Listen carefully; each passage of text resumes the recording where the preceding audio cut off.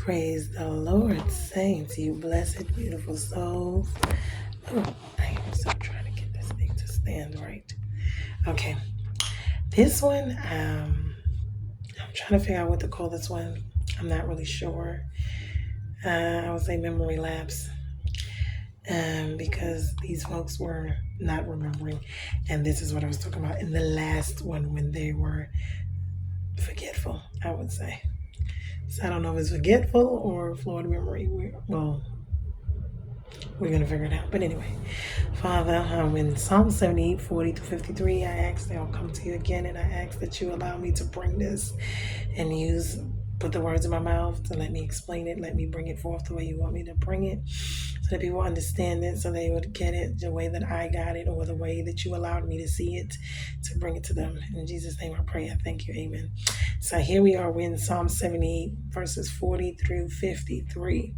And as I was talking about in the last one, when the Israelites were in the when they were being delivered and they came across, it's a lot of things that was going on with them. And this is very important, even for ourselves, for in our everyday life, for our healing, for our growth, for our mental, emotional, physical, financial well-being for ourselves, because this has a lot to do with everyday life. And when we look in the Bible, we see that it really is something.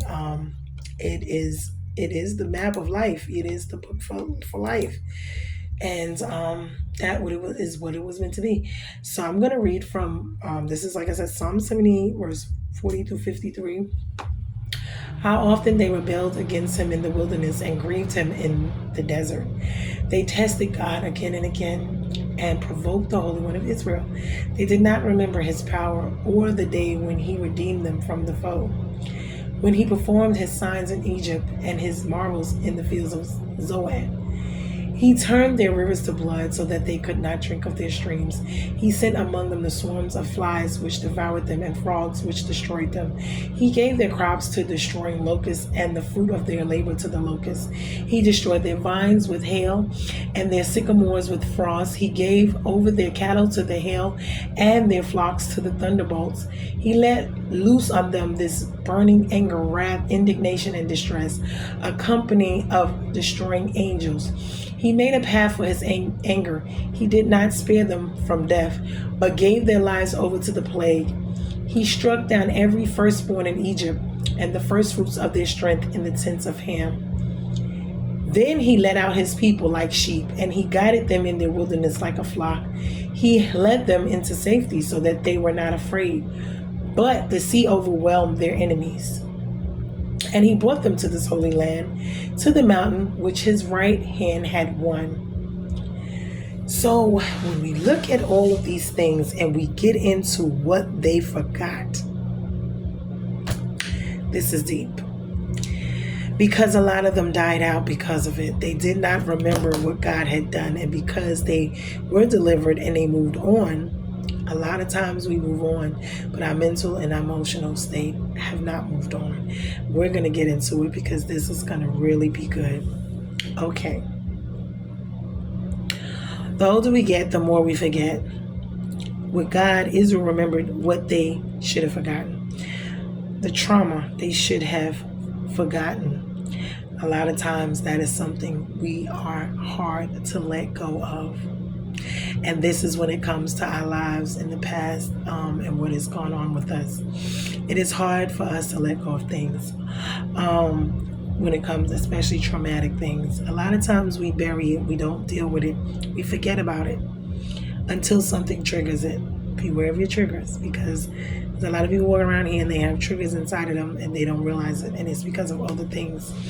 So what they should have remembered, because to me, this is like a Stockholm syndrome thing, where you love your captor, your the person that actually, how people get kidnapped or raped, and they were, with these people for such amount of time, and they got used to or get accustomed to being dysfunction.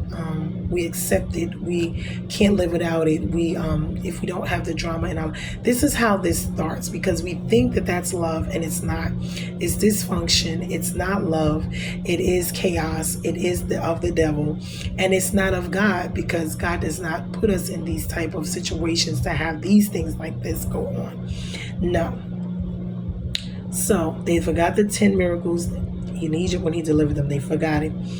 They were thirsty. They were hungry in the wilderness. They complained. They cried, let's go back to Egypt. What was so good about Egypt? Remember, they were in bondage there. They were taskmasters. They were beaten. They were whipped. They were enslaved. They were burdened. Remember. Now they remember the food. Really? Etc. We forget God and what he has done when we start to go backwards. And this is what he does. This is what happens when we start to go back. And don't test God. Don't turn back. Don't look back. Don't turn back. And the reason that this is because Stockholm Syndrome. When people are abused, when you see women who are abused and they don't leave, when you see people grow up in households where, it was just nothing but dysfunction. They grow up to be those same dysfunctional people, and they tend to think what's bad is good and what's good is bad. So, and this is why they call it the Stockholm Syndrome. So they love what is hurtful, harmful, evil to them, because that's all that they know, and they have accustomed to thinking that that is love and what love is, when in all actuality it's not. They think it's normal. It is not. When you get around other people who have lived normal lives, then you yourself will start to see and understand this is not normal. But when you grow up and this is all you know, this is all you know. So this is what you think love is. And this is why we have to be careful of brainwashing. We have to be careful of manipulations. We have to be careful of manipulating people. The devil is here. He's real. And he sends people. He does things to us, to our minds, to our mental, emotional, physical, as well as our financial states. And they all affect, more than anything, our spiritual state. And when your spiritual state is being attacked, it is the number one thing that will throw everything else off. Because in the natural, remember, everything goes on in the spiritual before it goes on in the natural. It just becomes manifested in the natural. So it's already taken place. So now when you have confusion, which is not of God, when you have trauma, when you have all these evil, wicked things, people, places, and things around you, or if you yourself have been through so much to the point where you have made an idol of drama, of things that are bad, where your mind is consistently thinking. This is why I say you have to renew your mind, because you have to get to a place to where you are able to see that these bad things are really bad for you, and that you need to let them go. You need to get away from them. You need to heal, meaning you have to heal. Healing is a process. It does not happen overnight. When you go through traumatic experiences, they have the wheel of what it looks like: denial, regression. What is the other one? Anger, all of these things, they're different ones, but I know that they're on the wheel when you do psychology, and it breaks down exactly the stages of grief and the stages of pain and stages of loss and how you go through them. Each stage is different, and you get there at different times in your life. Why? Because this is what actually happens, and you have to go through the whole process in order to get over these things. Why? Because you do not move on. It's like they're still stagnant. They're still there until you go through the process. And this is why process is such a, we don't like the process, is ugly or whatever, because it forces us to deal with things head on and not hide them and not bury them and not deny them. It forces us to face them, whatever the ugly truths, whatever the ugly realities. And you cannot lie about these things, because lying to yourself about these things is not going to help you heal. Lying to others or having others lie to you about. This is why he said if you're an alcoholic, you have to admit you're an alcoholic. Why? Because if you don't admit to it, then you don't see anything wrong with it. You're not going to try to change it. So this is what that's about. So you have to acknowledge it in order to change it. Once you acknowledge it, then you can go and get to the point where you can start to change it. So that means you have to say, okay, this happened, whether you were right, whether you were wrong, whether the person was right, whether the situation was right, whether it was wrong, whether it was in your control, out of your control, whatever it was, it happened. And we know that it happened, and this is what happened, and this is where we need to accept what happened, accept how you felt, what it happened in the process, what it made you feel, what it did, if it was good, if it was bad, whatever. And you have to deal with it, and you have to accept, because accepting is another thing. It's hard to accept things. We have to accept things. And it doesn't mean that, like they said, and we have to forgive. We have to forgive because it's not about just us. It's about, it's not about the other person per se, because forgiving them is one thing, but it's about ourselves for the healing that we need to move forward and letting them have that control of our lives. But it's also about, because God forgave us, we have to forgive. And it's not to say that what they did was not wrong. It was wrong. It's just saying that you forgive it and you release it and you move forward with your life in order to do that. You see what I'm saying? You release them, you release yourself from it so that you can move forward with your life, because standing there is not going to help anything. You have to eventually get over it. And some things in life, there are some things that we do not get over. We just learn to deal with it.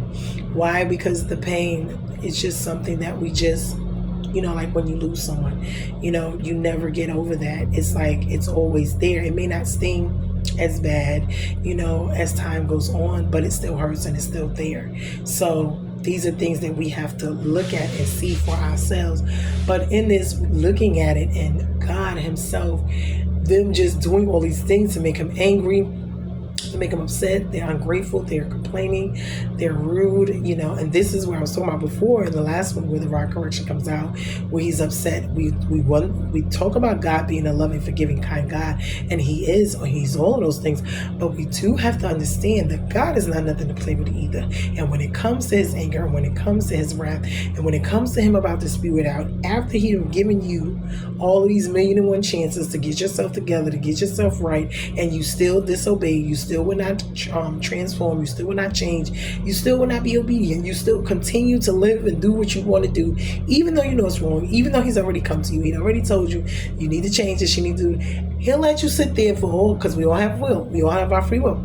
He'll let you continue to do what you want to do what you want. But eventually he's going to step in and do something. Eventually the judgment, the rod of correction is going to come down. Do not get it twisted. When God is angry, when he is ready for wrath and judgment, we are puny people. We have to understand that he can just blink his eye and we can be just dead and gone. It's not even the fact that him having to do anything else. He spoke this world into creation. How is it that he doesn't even have to lift a finger? We just have to speak it or think of it, and we're just kaput. So it's like we have to have fear. We have to fear God. We have to have the respect enough to know that, honey, you can. And this is even with our children. And when I talked about it, because we're his children, when I was talking about it before, them having the respect to know certain things you can say and do, and there's certain things you just cannot, because that's the fear, the respect, to know that this can go totally left at any given time. And if we continue down this road, it will. So we need to pump the brakes and put a stop to the situation, because if not, it's only going to be bad. Not for God, for us. It's going to get bad. We got to understand that. We can't whoop God. God can whoop us, though. We must understand this. So I'm sitting here saying to myself, and we cannot tempt him to anger. We cannot tempt him to rage. As you see, he has destroyed cities. He's destroyed. But I say God come in and destroy everything. He destroys the children, the kids, the whole place. He just kill them all, destroy them all. He ain't got time. He ain't compensating. Nothing. Don't leave nobody alive. Everybody got to go. And there's no compensating. There's no fixing it. There's no getting it right. No, it's already done. It's a done deal. He tired. He done. He not being bothered no more. And he done gave you all the time in the world. And I feel like sometimes I be really at that point, because I be saying, and I'm not God, but I be saying, Lord, I be acting like you, because when it comes to certain things, but I can't really, he got to work on me with certain things too, because I be saying to myself, like some things, and sometimes things get loose, and when folks just keep at me, and then I explode, and they want to say, oh, well, it's your fault. And because I done gave you plenty. If I exploded on you, that means you have done this situation, and you've done it more than one time. So now I'm to the point where, because my being kind and nice to you is not getting the respect, it's getting the, oh, she's meek, she's weak, she's stupid, she's not paying attention, oh, she's slow, she's dumb, she this, she that, she just too nice. See, and then I'm doing that for a reason, just like God, He does for, because I don't want to bring out the other side. I know the other side is just as bad. And I'm trying not to do that part. But see, sometimes it has to, for people to get that respect of you back into their minds. You have to, I tell people sometimes you gotta help people get their mind all the way together. Help them go find their mind, because if they done lost it, you need to help them go find it real quick. And sometimes you have to help people find it by acting a fool with them. Why? Because if you don't, they will just continue to do what they want to do. And there has to be standards. There has to be boundaries. Everyone has them. God has them. We have. There has to be order. There has to be. Why? Because the Lord's for the lawless. There cannot be chaos and confusion. No, there has to be some type of consistency, safety, security, whatever it is you want to call it. There has to be some type of order. Okay? And that's for my life, and that's for others. And there's certain things you got to put your foot down with. Because if not, God didn't tell you to be no fool. You're supposed to love everybody. You're supposed to whatever. Yes, you are. Not supposed to just run around doing stuff to people. No, you are not. But there are boundaries, there are limits, there are guidelines with your life, with everybody. And if they love relationships, love life is more than a one way. Folks have to respect yours, just like they want you to respect theirs. They have to go by the guideline. And it's not because it's what they want, it's because it's what you want. So if that's what you have going on, they must respect what you have going on. Just like you must respect what they have going on, whether you like it or not. People, they say treat people how you want to be. No, everybody don't want to be treated the same. Treat people how they want you to treat them. And more than anyway, the godly way to treat people. So I hope this message was a blessing to you. The next one is going to go a little bit deeper, because it's going to talk about once we get to the point where we tempt God, meaning to anger, to wrath, and how we do that and how He responds. So I'm going to end this one, and then I'm going to go into that one. Okay? We are bruised and not broken. We are getting through this thing called life together. We are thanking God that He is showing us, helping us, telling us, guiding us along the way in this journey. Why? Because it's something we all need, honey. We need a little more Jesus. Everybody needs just a little more Jesus every single day of our life. We got to get our mind, our heart, our bodies, our mental, emotional, physical, financial life. We got to get it together. Okay, we got to get it right. We got to start walking and living right. God is showing us. He's trying to help us get our mind right. For He have to do it for us. Bruised, not broken. We are blessed. And until the next video, love you guys. See you in a little bit. Bye-bye.